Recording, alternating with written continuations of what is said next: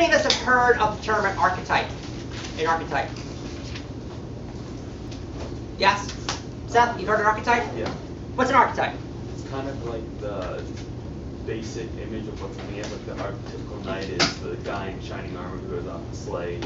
Okay, if the perfect man walked through that door, an Adonis, what would he look like? As an archetype. Perfect man. Would he be my height? No. Would he be a little? Would he have a little tummy around him? No, not at all. All right. Would he be kind of like ripped? Yeah. Would he be at least 6 foot? He'd probably be 6'2". Right? Right. And would he have any body fat on him at all? No. He would just be like. All right. Would he have really long hair? Probably not. Right? Would it be perfect? Yes. Right? Would even I say, now that's good looking. Right? Adonis. Right? An Adonis. Right? So an archetype is the occurrence of mythical patterns in literature. Right? The occurrence of mythical patterns in literature.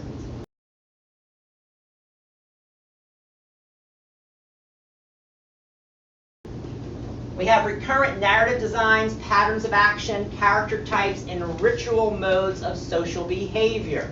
Right? So patterns of action, oftentimes that Freud takes pyramid. Right? We have character types and ritualized modes of social behavior. Right? For instance, there's a certain way of acting at a wedding that does not translate to acting at a funeral. I would not wear this jacket at a funeral. Why? Because it's a ritualized pattern of social behavior, right? If suddenly Jared gets up out of his seat and starts going like this, I'm like, Jared, this is an English classroom, not a dance studio. I'm sorry, Beth, I just got to get my groove on. That would not happen because you guys are used to an AP class. And it's a ritualized social behavior that you come in, you take notes, you listen to your professor, you participate, and you do exceptionally well, and then you move on to Princeton. Reflect a set of universal, primitive, that means elemental, primary, and elemental mental forms. Right? So the archetype, if I have a dream of a snake,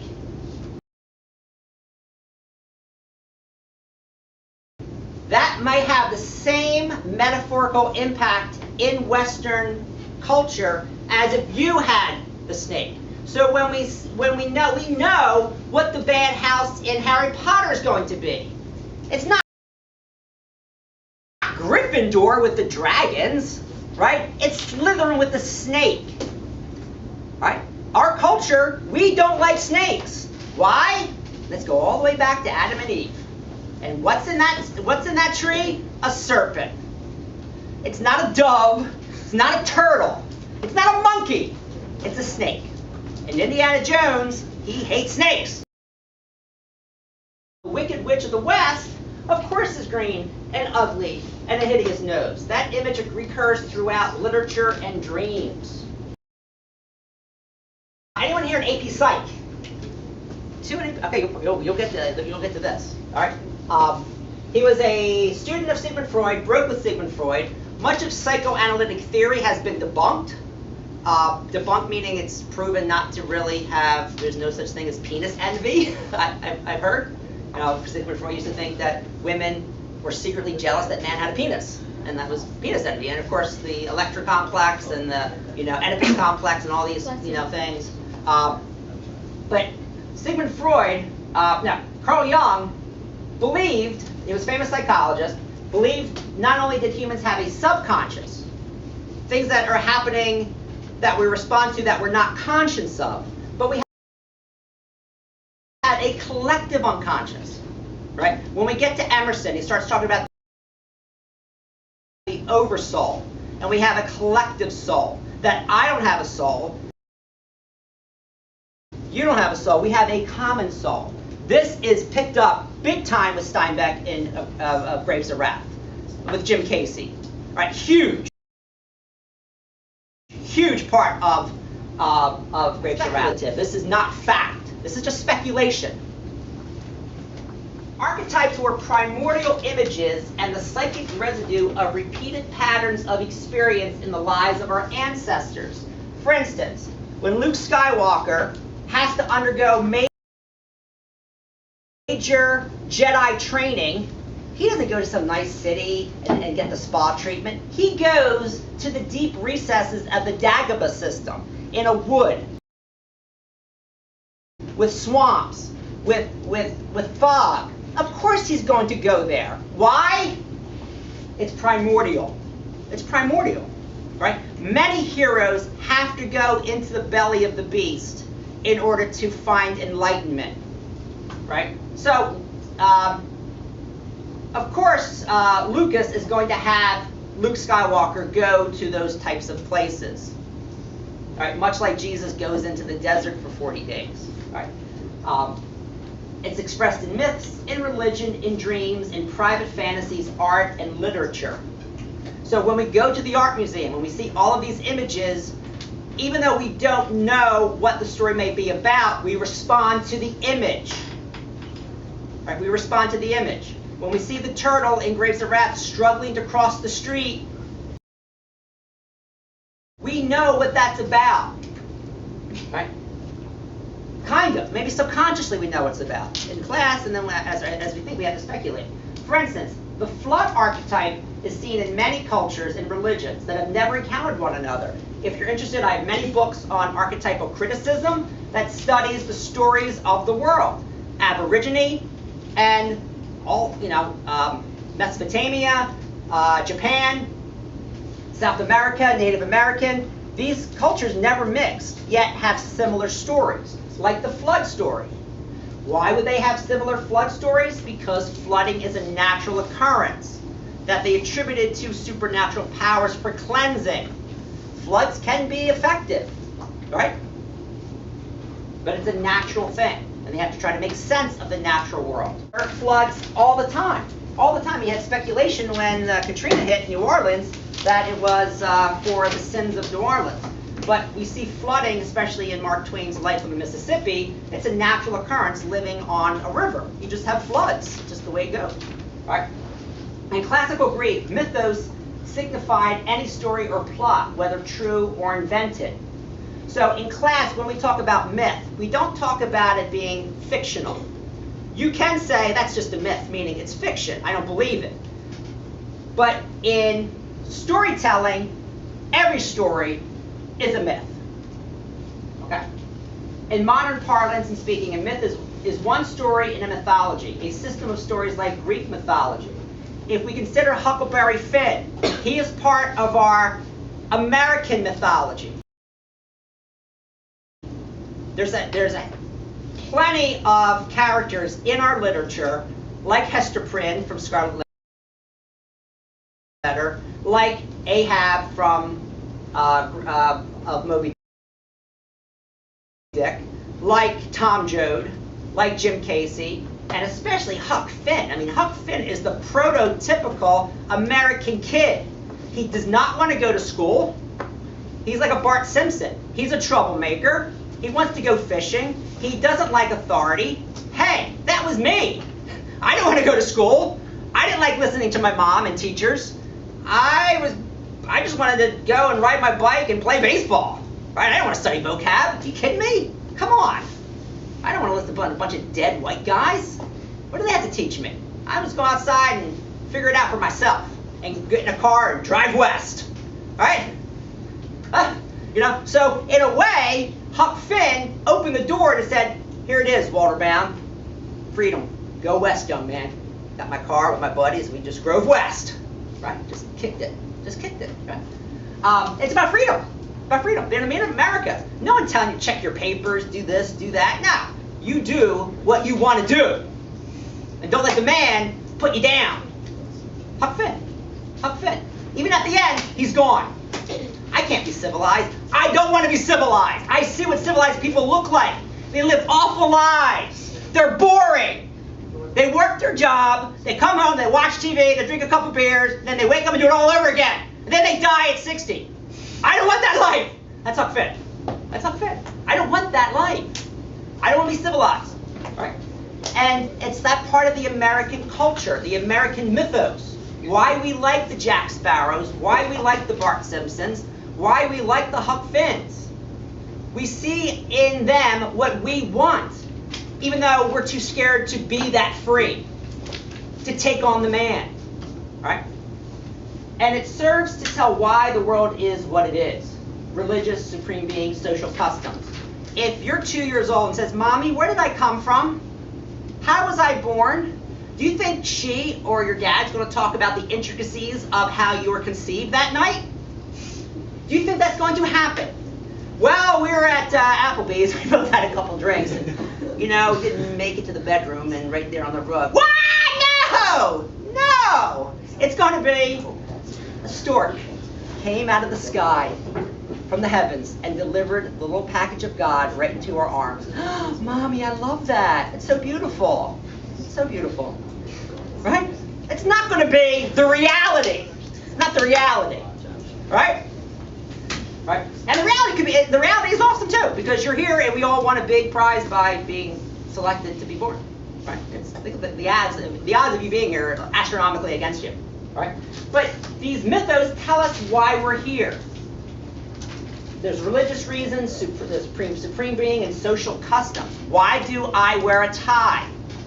Why do I do this? Why are there still buttons on my jacket? This is a handover for when jackets were filled with buttons. Yeah, pirates don't wear jackets. Pirates wear jackets, not pink jackets.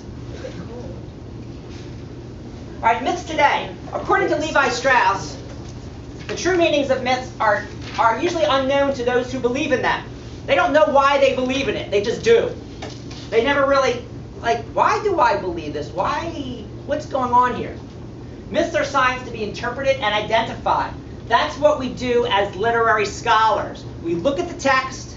We try to find these signs. Signs. Your name is a sign.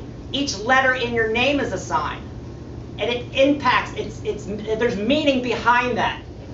Okay, so what are some popular archetypes that we see in the world, in our culture? One of them is the death rebirth theme that is often said to be the archetype of archetypes, right? The death rebirth.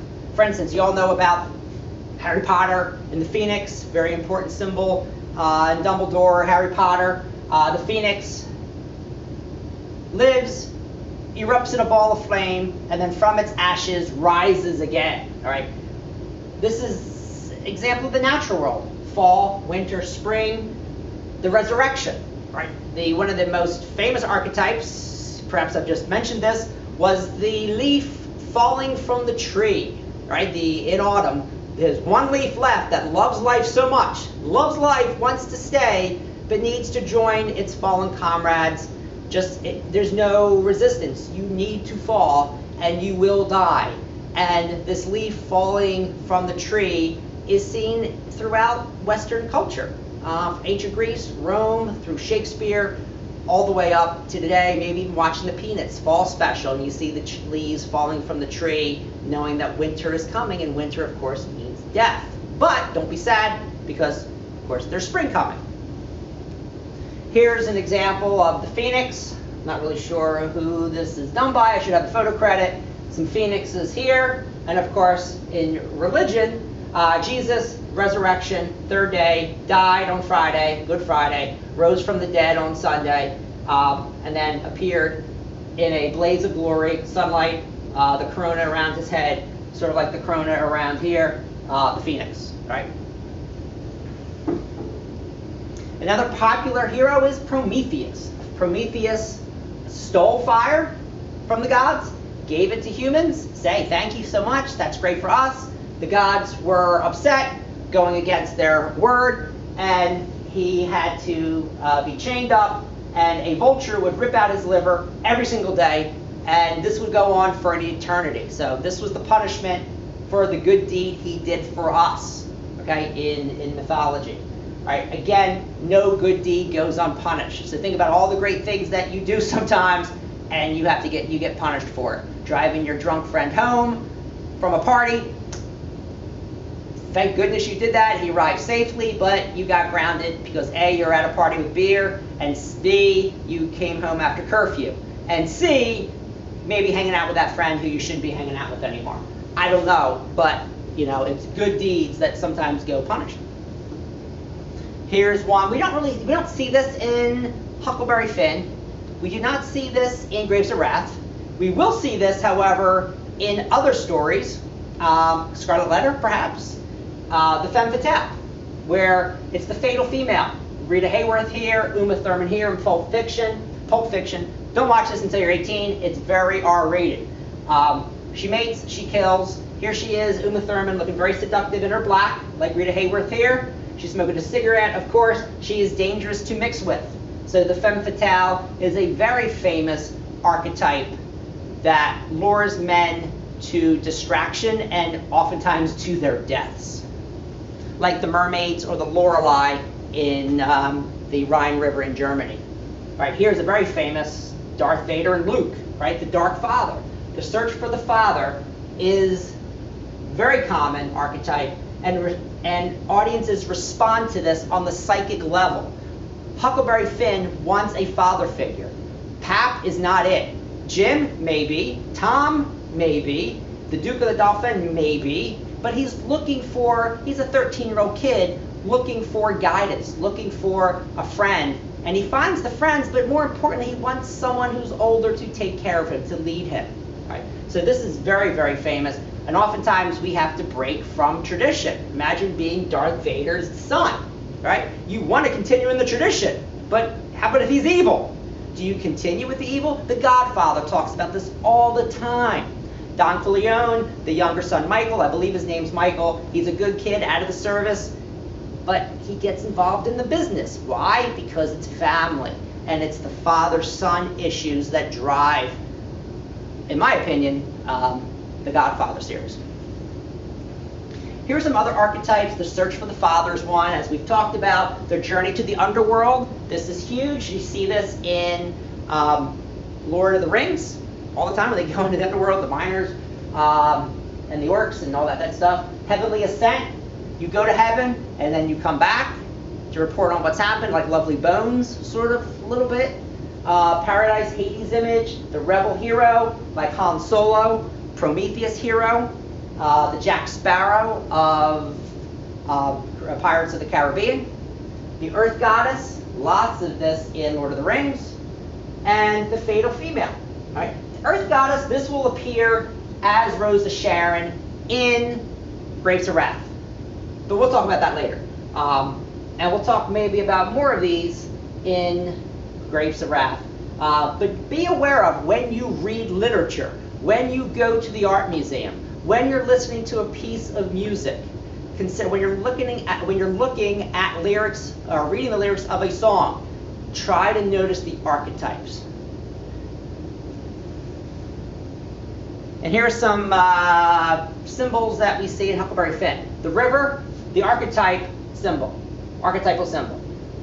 If you know, we'll be studying Langston Hughes when he writes, I have known rivers.